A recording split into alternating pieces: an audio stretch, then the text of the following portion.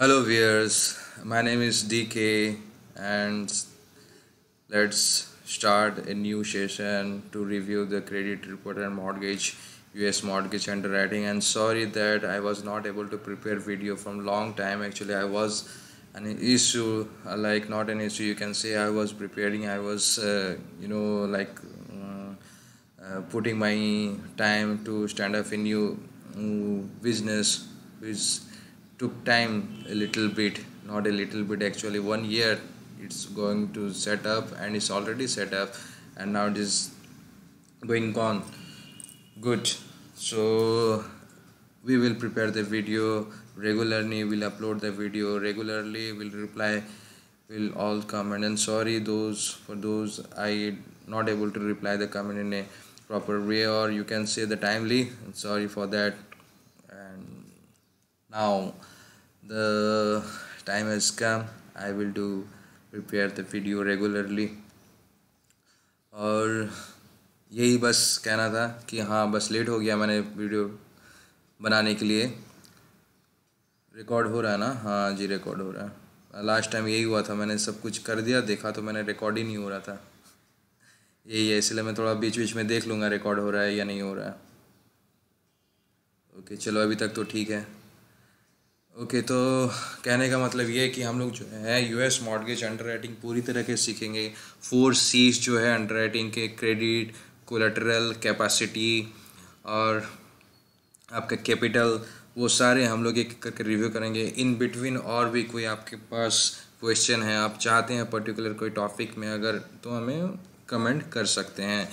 और we will review all the documents, how the process is going on in the corporate company सब में आपका Cognizant, Accenture, First Source, Barclays, JP Morgan Stanley, कहीं भी mortgage अगर residential mortgage पे underwriting पे काम हो रहा है तो कैसे काम हो रहा है, क्या चेक पॉइंट्स है, कैसे देखते हैं, वो सारे हम यहाँ पे रिव्यू करने वाले हैं, देखने वाले हैं एक एक करके। इन बिटवीन आपको किसी भी पर्टिकुलर टॉपिक में कुछ पॉइंट्स में डाउट है तो वो आप कमेंट कर सकते हैं, और उसके बीच में ही बिटवीन द सेशन मैं एक छोटी सी वीडियो टॉपिक पे बना के मैं अपलोड कर दूंगा जिसके आपके डाउट क्लियर हो सके। ठीक है, तो पहले हम लोग 4 C's में से फर्स्ट चीज़ जो है क्रेडिट रिपोर्ट, वो हम लोग रिव्यू करते हैं। होप कि आपको स्क्रीन सही से दिख रहा होगा। मैं और एक बार चेक कर लेता हूँ। चलो, रिकॉर्डिंग हो रही है। ठीक है, तो फर्स्ट 4 C's में से फर्स्ट चीज़ जो है हम लोग आज रिव्यू करते हैं। मेरी वॉइस अगर शायद आपको अगर क्लियर नहीं आ रही हो तो कमेंट कर देना, नेक्स्ट टाइम में मैं अच्छी सी माइक यूज़ कर लूँगा। Actually I am direct recording from the laptop, so not sure how the sound is coming out from your laptop, mobile, whatever the devices you are using. So देख लेते हैं कैसा है। ठीक है, तो पहले हम लोग देखते हैं कि व्हाट इज़ क्रेडिट रिपोर्ट। यहाँ पे जैसे लिखा हुआ है, एक credit report comprise your credit history with detailed information of credit accounts, credit card, loans, bankruptcies and late payments if any. It consists of a credit score that is referred by the lender to check your credit worthiness when you apply for a loan. Simple यहाँ पे कहा जा रहा है, जब when you apply for a loan, आप कोई भी अगर लोन के लिए अप्लाई करते हैं तो आपका क्रेडिट वर्थीनेस देखने के लिए, आपका कैपेबिलिटी देखने के लिए, आपका पे ऑफ इंटेंशन देखने के लिए रिपोर्ट जनरेट किया जाता है, जिसे कहा जाता है क्रेडिट रिपोर्ट, सादा सिंपल भाषा में। क्रेडिट रिपोर्ट में होता क्या है, आपका मॉर्गेज अकाउंट रिफ्लेक्ट करता है, आपका क्रेडिट कार्ड का हिस्ट्री, पेमेंट वगैरह रिफ्लेक्ट रहता है, आपका लोन अमाउंट रहता है, बैंकरप्सी, लेट पेमेंट। बैंकरप्सी क्या होगा, आप पैसा रिपे नहीं कर पा रहे हैं तो अपने आप को बैंकरप्सी फाइल कर दे रहे हैं। यहाँ पे बैंकरप्सी वाले के बारे में हम लोग भी पढ़ेंगे कि क्या होता है बैंकरप्सी। ठीक है, क्या क्या टर्म एंड कंडीशन है उसके, क्या क्या चेक पॉइंट है, वो हम लोग वहाँ पे बैंकरप्सी में टॉपिक में देखेंगे। तो फ़िलहाल यहाँ पे हम बैंकरप्सी के ऊपर इतने डिटेल में नहीं जाएंगे, this is a different topic. तो हमें अभी सिर्फ करना है क्रेडिट रिपोर्ट के चेक पॉइंट्स में जब हम लोग धीरे धीरे स्टेप बाय स्टेप आगे बढ़ेंगे तब हम लोग बैंकरप्सी भी पढ़ेंगे, फोरक्लोजर भी पढ़ेंगे, होती क्या है, ट्रीटमेंट कैसा है। ठीक है, तो फिलहाल अभी के लिए यहीं पर हम लोग ठहरे रहते हैं। उसके बाद इंटेंशन देखा जाता है क्या है, पर्टिकुलरली क्रेडिट वर्थीनेस के लिए आपको जो रिपोर्ट डाला जाता है, निकाला जाता है, वो आपको क्रेडिट रिपोर्ट कहा जाएगा। कुछ क्रेडिट एजेंसी हैं जो वो आपको क्रेडिट रिपोर्ट निकाल के देती हैं जब आप लोन अप्लाई करते हैं। ठीक है, उसके बाद देखते हैं टाइप ऑफ क्रेडिट रिपोर्ट, कितने टाइप के क्रेडिट रिपोर्ट होते हैं। यहाँ पे जैसे आप देख पा रहे हैं कि फीचर्स लिखा हुआ है, ट्रेडिशनल क्रेडिट रिपोर्टिंग और नॉन ट्रेडिशनल क्रेडिट रिपोर्टिंग। दो तरह के क्रेडिट रिपोर्ट हो जाते हैं, या फिर क्रेडिट कह सकते हैं आपको, आपका ट्रेडिशनल हो जाते हैं और एक नॉन ट्रेडिशनल। एक्चुअली ये ट्रेडिशनल लायबिलिटी और नॉन ट्रेडिशनल लायबिलिटी कहेंगे हम लोग। ठीक है, यहाँ पे जो टाइप्स ऑफ क्रेडिट रिपोर्ट इसलिए मैंने लिख दिया है कि आपको डिफरेंशिएट कर पाए कि ट्रेडिशनल लायबिलिटी क्या है और नॉन ट्रेडिशनल लायबिलिटी क्या है। तो यहाँ पे स्कोर रेंज, ट्रेडिशनल में स्कोर रेंज कितने हो जाते हैं ना, 300 से 850, और नॉन ट्रेडिशनल में कितने हो जाते हैं ना, 100 से 850 के क्रेडिट स्कोर। क्रेडिट स्कोर क्या है ना, सिंपल इंडिया में आप सकते हैं सिविल स्कोर। आपके लेट पेमेंट, आपके लेट पेमेंट हो गया, आपके डिफ़ॉल्ट होने पे आ गया, आपका रेगुलर पेमेंट में हो गया, कितनी आपका लोन है, आप सही तरीके से पेमेंट कर रहे हैं, नहीं कर पा रहे हैं, इस सब को क्राइटेरिया को रख के आपको एक रेटिंग दिया जाता है जिसे कहता है क्रेडिट रेटिंग, या तो क्रेडिट स्कोर यूएस में कहा जाता है। इंडिया में उसे सिविल स्कोर हम लोग कहते हैं। क्रिसिल मुंबई में जो ऑफिस है, बहुत सारे डिफरेंट मेट्रो सिटीज़ में भी है, तो वहाँ पर भी सिविल क्रिसिल बोल के कंपनी है, वो आपको स्कोर देती है जिसे सिविल स्कोर हम लोग कहा जाता है। ठीक है, नेक्स्ट पॉइंट पे आते हैं, factors that determine the credit worthiness. कौन कौन से फैक्टर आपका क्रेडिट वर्थीनेस में डिपेंड करता है। ठीक है, यहाँ पे लोन रीपेमेंट हिस्ट्री, आपका लोन लिए हैं, रीपेमेंट हिस्ट्री, आपको उसको रीपेमेंट कैसे करने है उसका हिस्ट्री जो है वो रिफ्लेक्ट करते हैं, वो डिटरमाइन करता है आपका क्रेडिट वर्थीनेस। अमाउंट ओड, आप कितने अमाउंट ओन कर रहे हैं। Length of the credit history, कितने साल कितने महीने से आप क्रेडिट यानी कि ईएमआई पे करते हुए आ रहे हैं। न्यू क्रेडिट और क्रेडिट मिक्स, न्यू क्रेडिट कुछ है आपने कहीं लिया है रिसेंटली 2-3-4 महीने में, तो वो भी अगर वहाँ पे रिफ्लेक्ट करता है। और क्रेडिट मिक्स, अगर आप जॉइंटली करते हैं या फिर सिंगल कर रहे हैं, जॉइंटली कर रहे हैं, जॉइंटली मतलब आपके साथ में जो भी किसी के बिहाफ में आप पेमेंट कर रहे हैं, ठीक है, तो वो भी वो मिक्स में आ जाएगा। उसके बाद यहाँ पे payment history for monthly bills, ठीक है, कुछ भी आपका मंथली बिल्स है आप अगर पे कर रहे हैं तो वो भी आप रिफ्लेक्ट करता है कहाँ पे, नॉन ट्रेडिशनल में। तो मंथली बिल यहाँ पे नीचे है, वो हम लोग देखेंगे अभी। उसके बाद आ जाता है टाइप ऑफ अकाउंट यूज्ड, कौन कौन से अकाउंट यूज्ड होते हैं वहाँ पे क्रेडिट रिपोर्ट में रिफ्लेक्ट करते हैं। क्रेडिट कार्ड हो जाता है, कार्ड लोन हो जाता है, home mortgage, retail account, student loan, medical debt, personal loan, instalment loans. Credit card आपको पता है, क्रेडिट कार्ड आप लेते हैं, पे करते हैं एक छोटी सी इंटरेस्ट पे, आप कह सकते हो कि बड़े से इंटरेस्ट पे, आप उसको फिर मंथली आप ईएमआई के हिसाब में करते हैं, या फिर आप 1 महीने के लिए या फिर 45 डेज़ के लिए आपको टाइम मिलता है, 45 डेज़ के बाद आप उसके पे कर देते हैं। कार लोन पे लेते हैं और मंथली ईएमआई पे करते हैं। होम मॉर्गेज वो भी ईएमआई वाला सिस्टम है, वही यहाँ पे भी है। रिटेल अकाउंट अगर आपका कुछ है, रिवॉल्विंग अकाउंट छोटा मोटा कुछ भी आप पे कर रहे हैं तो वो भी इंक्लूड रहता है, रिफ्लेक्ट करता है। स्टूडेंट लोन, आप अगर स्टूडेंट है, अगर स्टूडेंट पढ़ाई के लिए कोई लोन लिया है, मंथली ईएमआई पे कर रहा है, तो वो भी यहाँ पे रिफ्लेक्ट करता है। मेडिकल डेट, कोई आपका इंश्योरेंस है या फिर मेडिकल इंश्योरेंस आप ले चुके हैं, पेमेंट कर रहे हैं, वो सब भी यहाँ पे रिफ्लेक्ट कर रहे हैं। पर्सनल लोन हो गया, इंस्टॉलमेंट लोन, कोई भी इंस्टॉलमेंट नाम से ही सुनने से पता चल रहा है ईएमआई है, इंस्टॉलमेंट बेसिस में आपको मंथली पे कर रहे हैं, इंस्टॉलमेंट लोन उसे कहा जाएगा।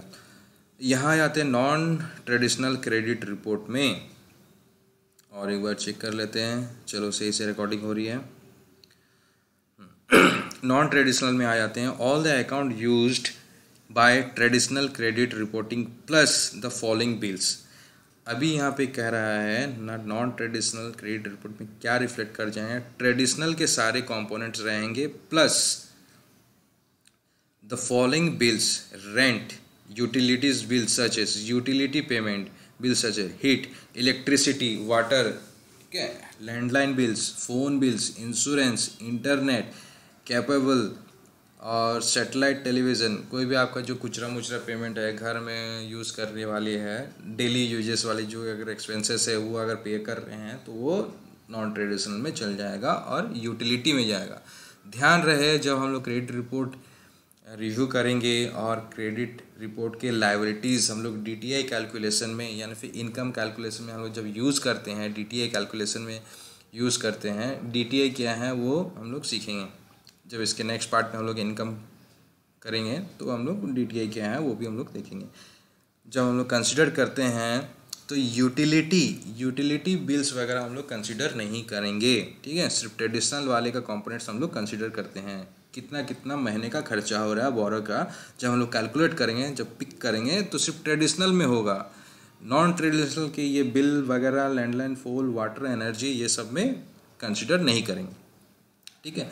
उसके बाद हम लोग देखते हैं क्रेडिट रिपोर्टिंग एजेंसी, कौन कौन सी एजेंसी जो है क्रेडिट रिपोर्ट प्रोवाइड करती है, जनरेट करती है। एक एक्सपीरियंस, ट्रांसयूनियन, यूकीफैक्स, ठीक है। नॉन ट्रेडिशनल में वही है एक्सपीरियंस, ट्रांसयूनियन, यूकीफैक्स, ये सारे कंपनी जो है प्रोवाइड करते हैं।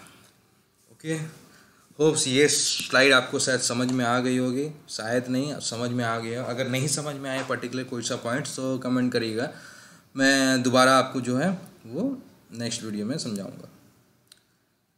नेक्स्ट आ जाते हैं क्रेडिट रिपोर्ट रिव्यू पार्ट 1।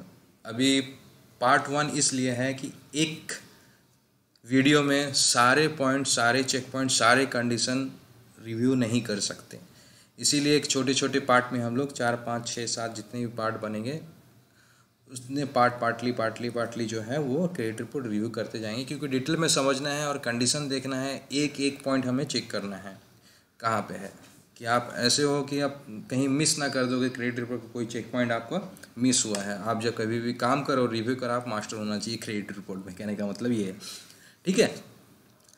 अब जनरल रिक्वायरमेंट क्या है क्रेडिट रिपोर्ट में?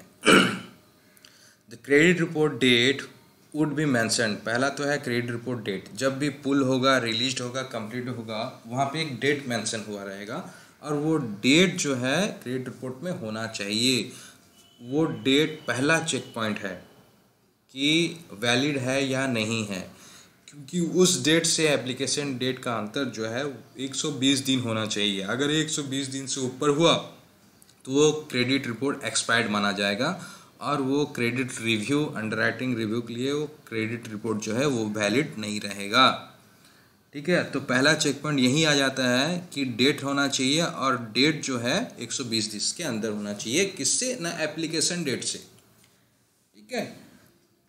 ये हो गया आपका पहला चेक पॉइंट। उसके बाद रिक्वायर्ड इन्फॉर्मेशन, क्रेडिट रिपोर्ट में अगर इन्फॉर्मेशन है तो देखना तो रहेगा ना क्या क्या इन्फॉर्मेशन है उसमें, particular basic check point general requirement के लिए, उसमें हम लोग देखने को पड़ेगा। For each debt listed and reported in the provided must be provided, सारे डेट जो हैं, सारे लायबिलिटी जो हैं वो लिस्टेड होना चाहिए। अब सारे के मतलब क्या, हमें कैसा पता चलेगा कि सारे हैं या नहीं हैं, ठीक है। बोरर किस पे कर रहा है, किस में पे नहीं कर रहा है, सारे वो इंक्लूड किया है नहीं किया है, कि हमें कैसे पता चलेगा कि क्रेडिट रिपोर्ट में रिफ्लेक्ट कर रहा है कि नहीं कर रहा। पहला तो वो जो बोरर जो एप्लीकेशन फिल करेगा उसमें वो लायबिलिटी का सेक्शन रहता है, वहाँ पे सारे वो मेंशन करेगा कि मैंने ये पेमेंट कर रहा हूँ, मॉर्गेज अकाउंट पे मॉर्गेज पेमेंट कर रहा हूँ, या फिर कार लोन पे कर रहा हूँ, कोई स्टूडेंट लोन है तो उसे अगर मैं पे कर रहा हूँ, कोई इंस्टॉलमेंट है तो उसे मैं पे कर रहा हूँ,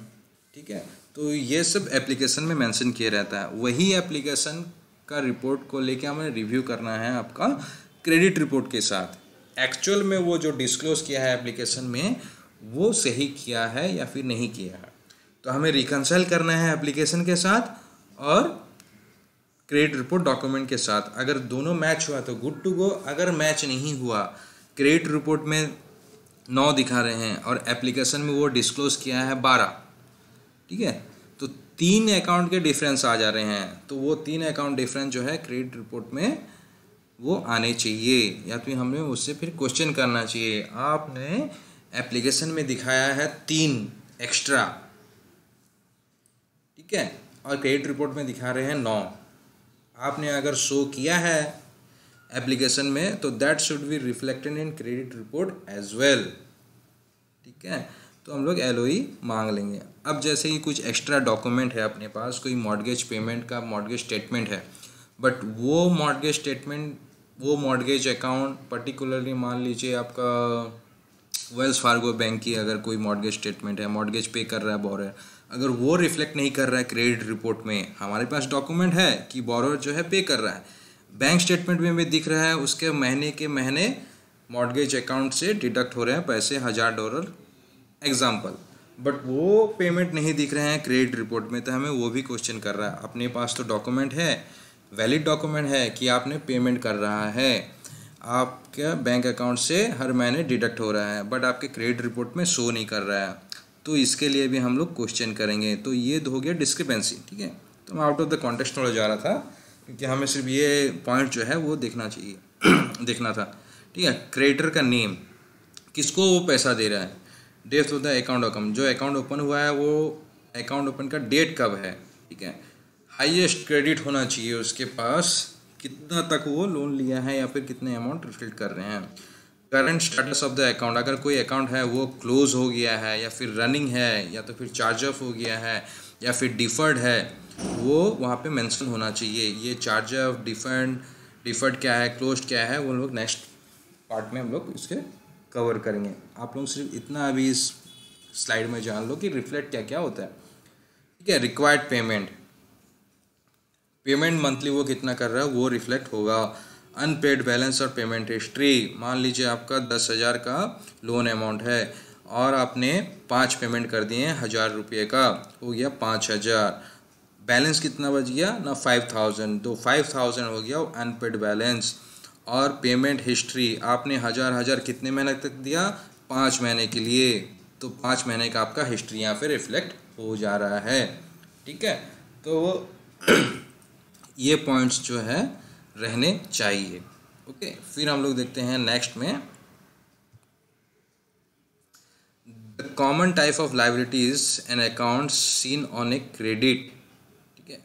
कॉमन टाइप के जो है अकाउंट्स वो यहाँ पे क्या क्या रिफ्लेक्ट करते हैं। पहला है mortgage account, revolving account, instalment account, education loan account, auto loan, auto lease, charge account, open account, हिलॉक अकाउंट, ठीक है। ये सारे जो है 7 अकाउंट्स यहाँ पे रिफ्लेक्ट करते हैं। अकाउंट्स की बात मैं कर रहा हूँ, ठीक है, प्लीज़ नोट डाउन, अकाउंट्स की बात मैं कर रहा हूँ, ठीक है। ये सारे जो हैं रिफ्लेक्ट करेंगे और इसको हम लोग एक एक करके रिव्यू करेंगे, चेक पॉइंट्स क्या हैं इनमें, और डिस्क्रिपेंसी अगर हमें मिलते हैं क्या नोट डाउन करना है और क्या कंडीशन देना है। कंडीशन का मतलब ये हो जाता है कोई हमें अगर डिस्क्रिपेंसी मिलता है और हमें वो नोट डाउन करके आगे की टीम को, यानी कि उस गलती को सुधारने वाली टीम को देते हैं कंडीशन क्लियरिंग टीम, तो वो फिर डॉक्यूमेंट कलेक्ट करके उस कंडीशन को क्लियर करती है, यानी कि ओके करती है, फिर वापस हमें भेजती है, यानी कि अंडर राइटर को भेजती है, ठीक है। तो वो हो गया कंडीशन कहते हैं उसे, सिंपली वर्ड में, आसान भाषा में जो कहते हैं। अब मॉर्गेज अकाउंट, अब हम मॉर्गेज अकाउंट देखते हैं होता क्या है, इसके चेक पॉइंट्स क्या है, क्या डिस्क्रिपेंसी रहने से हम लोग क्या करेंगे।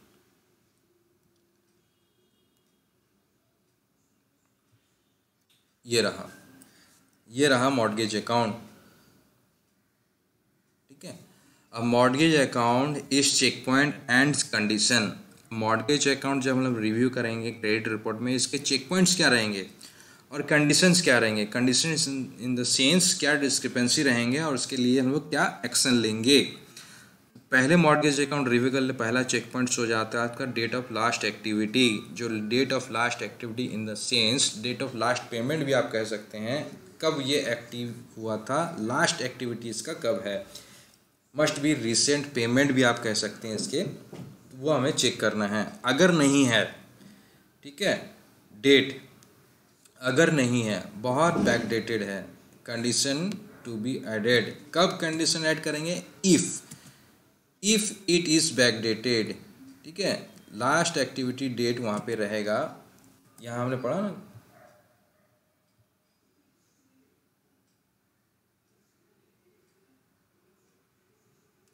इम्पोर्टेंट डेट ये रहा, ये डेट से, ठीक है। अगर डेट से अगर बैक डेटेड रहेगा तो हमें कंडीशन करना है, वो डिस्क्रिपेंसी हमें फाइंड करना है, यानी कि हमें डिस्क्रिपेंसी वो मिली, बैक डेटेड नहीं होना चाहिए।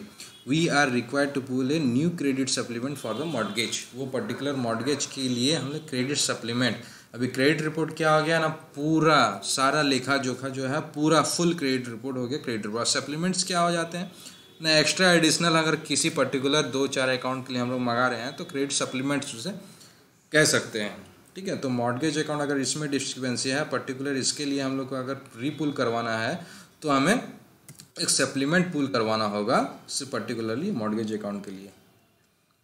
उसके बाद क्या है, late payment. The mortgage account must not reflect the late payment in the last 12 month prior to the credit report date. अभी लेट पेमेंट क्या हो गया, पहला पेमेंट आपने दिए, दूसरा पेमेंट दिए, तीसरा पेमेंट आपने स्किप करके चौथा पेमेंट दिए, तो वो तीसरा वाला पेमेंट जो हो वो डिफ़ॉल्ट हो गया, मिस हो गया, लेट पेमेंट हो गया, ठीक है। तो उसे हम लोग कह देंगे लेट पेमेंट। अभी कहना क्या चाह रहा है यहाँ पे इस पॉइंट पे ना, क्रेडिट रिपोर्ट के डेट से प्रायर टू 12 मंथ, यानी कि 1 साल के भीतर में आपका कोई भी लेट पेमेंट नहीं होना चाहिए क्रेडिट रिपोर्ट डेट के अंदर में। This is true active as well as close mortgage loan. Active loan क्या हो गया ना, अभी तक फंड नहीं हुआ है ठीक है, बॉरर को पैसा नहीं मिला, this is called the active lone. And which is the close loan, जो फंड हो गया है, बॉरर को पैसा मिल गया है, लोन क्लोज हो गया है। तो दोनों चीज़ के लिए हम लोग ये पॉइंट जो चेक करेंगे सॉरी। और हमें कंडीशन क्या करना है, अगर लेट पेमेंट है 12 महीने के अंदर, request for a letter of explanation, the explanation provided by the borrower. Borrower से हम लोग एक एक्सप्लेनेशन लेटर मांगेंगे कि भाई लेट पेमेंट क्यों हुआ है, और जो लेटर ऑफ एक्सप्लेनेशन रहेगा और जो बॉरर लिख के देगा एक्सप्लेनेशन, वो रीज़नेबल होना चाहिए, और ऐसा नहीं इंडिकेट हो कि वो इंटेंशनली पेमेंट नहीं किया है। तो ये चीज़ वहाँ पे मेंशन होना चाहिए। ऐसा नहीं है कि बॉरर के अकाउंट में भर भर के पैसे हैं बट वो पेमेंट देना ही नहीं चाहता, तो ये तो इंटेंशनली हो गया ना। आपके अकाउंट में 1-2 लाख रुपया है, आप 5,000 का पेमेंट ही नहीं कर रहे हो, तो ये हो गया है गलत। तो ऐसा नहीं होना चाहिए, एलओए में ये शो नहीं करना चाहिए, ठीक है। तो नेक्स्ट हम लोग चेक पॉइंट देखते हैं क्या है। उसके बाद आ जाता है multiple mortgage account. If the borrower has multiple REO properties, the underwriter needs to associate the correct mortgage with the properties. अभी मल्टीपल मॉर्गेज अकाउंट जैसे समझ में आ रहा है, अभी ये क्या ना, 1 लोन लिया है, 2 लोन लिया है, 3 लोन लिया है, एक से ज़्यादा लोन अगर उसके पास है, अगर प्रॉपर्टी है, तो उसे हम लोग मल्टीपल मॉर्गेज अकाउंट कह देंगे। अब REO क्या है, रियल स्टेट प्रॉपर्टीज, ठीक है, real estate owners properties. Real estate owner properties मतलब हो गया अदर देन प्राइमरी रेसिडेंस, जो रेंट में दिया हुआ है या फिर सेकेंड होम है, वो प्राइमरी रेसिडेंस जो रह रहा है उसे छोड़ के और भी 2-3 उसे उसके पास प्रॉपर्टी है। अगर वैसा प्रॉपर्टी है और वो क्रेडिट रिपोर्ट में रिफ्लेक्ट नहीं कर रहा है, जैसे मैं पहले बताया थी कि डॉक्यूमेंट है और क्रेडिट रिपोर्ट में रिफ्लेक्ट नहीं कर रहा है, एप्लीकेशन में मेंशन किया हुआ है बट क्रेडिट रिपोर्ट में रिफ्लेक्ट नहीं करना है, तो वो चीज़ में हमें ये क्वेश्चन करना होगा। और जो जिस प्रॉपर्टी का रिकॉर्ड क्रेडिट रिपोर्ट में नहीं दिखा रहा है, उस प्रॉपर्टी का डॉक्यूमेंट हमें उससे मांगना पड़ेगा और मेक श्योर करना पड़ेगा। हमें कुछ भी काम करते हैं तो किसी एप्लीकेशन में काम करते हैं, LOS मॉर्गेज ऑपरेटिंग सिस्टम, वहाँ पे भी वही प्रॉपर्टी सारे मैच होने चाहिए, एक तो एप्लीकेशन, एक डॉक्यूमेंट और एक LOS, यहाँ पे जो है मैच होना चाहिए। उसके रिगार्डिंग हम लोग कंडीशन क्या कर देंगे, mortgage statement needs to be requested for all the mortgage reflecting on the credit mortgage reflecting on the credit report, ठीक है। मल्टीपल क्रेडिट रिपोर्ट जो है, मल्टीपल प्रॉपर्टीज जो है क्रेडिट रिपोर्ट में शो कर रहे हैं, बट उसके पास रिलेटिंग कोई डॉक्यूमेंट नहीं है, ना ही एप्लीकेशन में शो किया है, ना ही वो आपका सॉफ्टवेयर में शो किया है, बट क्रेडिट रिपोर्ट में दिया है। Credit report is the genuine document, ठीक है, तो वहाँ पे रिफ्लेक्ट होगा ही होगा। अगर नहीं हो रहा है ये भी क्वेश्चन है, अगर क्रेडिट रिपोर्ट में दिखा रहा है एप्लीकेशन में शो नहीं किया है ये भी क्वेश्चन है, वाइस वर्सा, दोनों चीज़ सेम होना चाहिए। अगर नहीं है तो डिस्क्रिपेंसी है, हमें क्वेश्चन करना है। We also need to add condition for the हिलॉक statement verifying property address associated to it, also tax as insurance HOA। अभी क्या है ना, हिलॉक अकाउंट, अभी मैं पिछले वाले वीडियो में आपको बताया था कि हिलॉक क्या होता है, नहीं है तो आप मेरे पिछला वीडियो देख सकते हैं। अभी home equity line of credit, ठीक है, तो इसके अगेंस्ट में एक सेकेंडरी के एडिशनल लोन मान लो, सिंपल भाषा में अभी के लिए लोन है, उस पर और एक छोटा सा लोन चल रहा है, तो हमें जो बड़े लोन है, एक्चुअल जो मॉर्गेज है उसका तो डॉक्यूमेंट चाहिए, बट हिलॉक स्टेटमेंट भी हमें चाहिए होगा, क्योंकि उस मॉर्गेज अकाउंट पेमेंट पे ये हिलॉक छोटी सी और एक लोन उसमें ऐड है, तो हमें ये हिलॉक का भी स्टेटमेंट वगैरह चाहिए होगा। और उस प्रॉपर्टी के रिलेटेड जितने भी अगर टैक्सेस है, इंश्योरेंस है, और अगर HOA है, होम ओनर एसोसिएशन, अगर कोई पड होता है प्रॉपर्टी, ये बाद हम ले जाएंगे क्या है, पड है, अटैच है, DH है, कॉन्डो है, ये सब हम धीरे धीरे सीखेंगे यहाँ पे। तो यहाँ पे जान लीजिए कि अगर मॉर्गेज अकाउंट रिफ्लेक्ट कर रहे हैं यहाँ पर, कहीं पे शो नहीं कर रहा है प्रॉपर्टी सारे, तो हमें ये सारे डॉक्यूमेंट मांगने पड़ेंगे, ठीक है। अब दूसरी चीज़ आ जाती है, एक बार देख लेते हैं, हाँ भाई हो रहा है। अब फोर्थ चेक पॉइंट हो जाते हैं डिफर्ड मॉर्गेज अकाउंट। देखिए मैं आपको कह रहा था ना डिफर्ड क्या है, क्लोज्ड क्या है, तो यहाँ पे डिफर्ड आ गया। तो डिफर्ड मॉर्गेज अकाउंट यहाँ पे आ गए, if the borrowed mortgage account is reflecting deferred, okay, मतलब क्या हो गया, यहाँ पे ब्रैकेट में लिखा होगा टेकन टाइम टू पे payments. This is very common since the COVID-19. The underwriter needs to verify the accounts has been sorry. The underwriter needs to verify the accounts has been but current, ठीक है, current यानी कि recent हो गया यहाँ पे। If the borrowed mortgage account is reflecting as a deferred time, अभी deferred account क्या हो जाता है, और यहाँ बोल रहा है कि deferred है कब, ये बहुत कॉमन चीज़ देखने को मिल रहा है कोविड-19 कोरोना के टाइम पे। अभी क्या है ना, किसी का जॉब चला गया कोरोना के वजह से, उसका अकाउंट मॉर्गेज अकाउंट चल रहा है, पेमेंट चल रहा है, बंद हो गया। अभी वो क्या है ना, एक परमिशन लेगा बैंकर से कि भाई अभी मैं 3 महीना 4 महीना पे कर नहीं पाऊँगा क्योंकि मेरी जॉब चली गई है। वैलिड रीज़न के साथ बैंक को एक लेटर लिखेगा, एप्लीकेशन लिखने के बाद वो बैंक अगर एग्री कर देता, ओके ठीक है, आप 4 महीना जो है पेमेंट मत करना 4 महीने के बाद आप पूरा पेमेंट कर दो, या फिर रेगुलर पेमेंट आप करो, ठीक है, इंक्लूडिंग वो 4 लेट पेमेंट का भी। वो इस केस में लेट पेमेंट वो काउंट नहीं हुआ, क्योंकि वो पहले ही बोरोर से बैंक से परमिशन ले लिया है कि हाँ मैं लेट थोड़ा पेमेंट करूँगा, किस वजह से, वैलिड रीज़न, यूनिवर्सल रीज़न जो है कोविड-19, जो कि वैलिड रीज़न होना चाहिए, ठीक है। तो इसे कह देंगे कि deferred. The underwriter needs to verify the account has been but current, जब डिफर्ड पीरियड ख़त्म हो जाएगा वो वेरीफाई करना है कि ये करंट होना चाहिए। अब कंडीशन या चेक पॉइंट्स यहाँ पे आ जाती है, कंडीशन टू बी एडेड, किस पर्टिकुलर टाइम या फिर किस चेक पॉइंट मिस होने से ये कंडीशन लगेगी, यानी कि नोट डाउन जाएगा। Underwriter condition for the evidence at the last 3 month made by the borrower after the deferment period has been ended, यही deferment period has ended, deferment वही time to be taken, यानी कि 4 महीने के बाद अगर नहीं हुआ है तो वो कंडीशन करेगा भाई कि 3 महीने का जो है रिसेंट पेमेंट का प्रूफ दो। Underwriter condition to very sorry underwriter condition for evidence of at least 3 payment made. ठीक है, 3 पेमेंट उसको चाहिए ही चाहिए। और the evidence of the borrower has fully paid the deferred amount along with source of fund use to pay it. अभी ये कह रहा है आपने जो है 3 महीने का, ठीक है, 3 में डिफर्ड पीरियड आपका ख़त्म हो गया 3 महीना। आप 3 महीने के बाद जो है पेमेंट देना शुरू कर दिए हो तो एटलीस्ट 3 महीने का रिसेंट पेमेंट का हिस्ट्री हमें दिखाओ, या तो फिर आपने वो पेमेंट जो है फुल्ली पे कर दिया उसका हमें कोई डॉक्यूमेंट प्रूफ लाके दे। ये कंडीशन हम लोग करेंगे।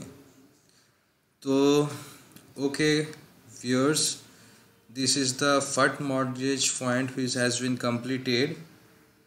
हम लोग बैक से थोड़ा जाते हैं। यहाँ पे हमने क्रेडिट रिपोर्ट क्या है, क्रेडिट रिपोर्ट जान लिया। क्रेडिट रिपोर्ट के चेक पॉइंट बेसिक क्या क्या है वो जान लिए।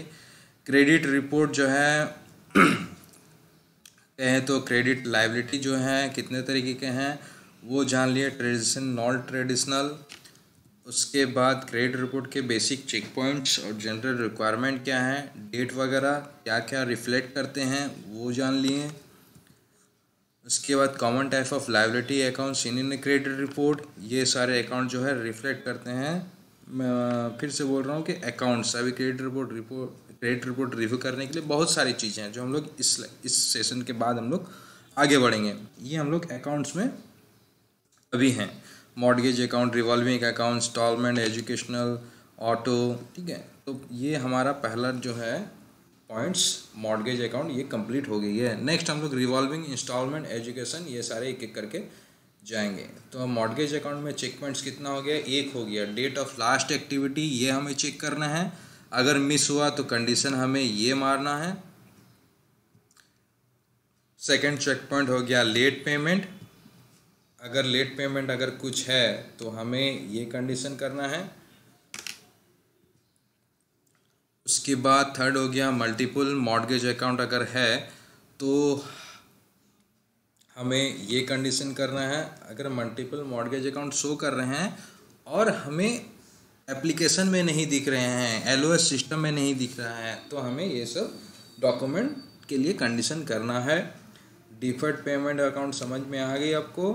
लेट पे मतलब आपको time to be taken to repay the EMI, अगर 3 महीना के लिए अगर वो टाइम लिया है, 3 महीने के बाद अगर पे कर रहा है, 3 महीने की जो है रिसेंट पेमेंट हिस्ट्री चाहिए, या तो फिर आपका बकाया हुआ राशि जितना पेंडिंग अमाउंट है वो सारा पेमेंट होना चाहिए, उसका प्रूफ भी चाहिए विथ सोर्स। सॉरी ये मैं भूल गया था, विथ सोर्स कहाँ से वो पे कर रहा है वो भी उसे चाहिए होगा।